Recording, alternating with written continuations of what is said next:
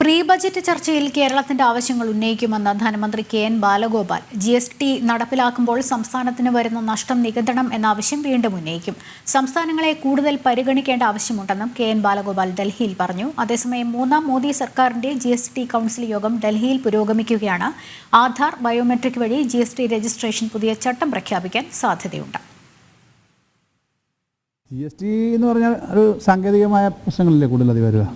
അത് നമ്മൾ ഉന്നയിക്കുന്ന ചില പ്രശ്നങ്ങളുണ്ട്. കേരളത്തിന് ഈ GST നടപ്പിലാക്കിയതിന് ശേഷം റവന്യൂ ന്യൂട്രൽ റേറ്റ് എന്ന് പറയുന്ന പഴയ റേറ്റിനേക്കാളും കുറവ് വരികയും അതുകൊണ്ട് തന്നെ നമുക്ക് ഈ ഇവരുടെ അക്കൗണ്ടിങ് പ്രോസസ്സും സിസ്റ്റത്തിൻ്റെ പ്രോസസ്സും വഴി വരുന്ന കുറേ നഷ്ടങ്ങളുണ്ട്. നമ്മൾ ഓരോ പ്രാവശ്യം ചൂണ്ടിക്കാണിച്ചിട്ടുണ്ട്.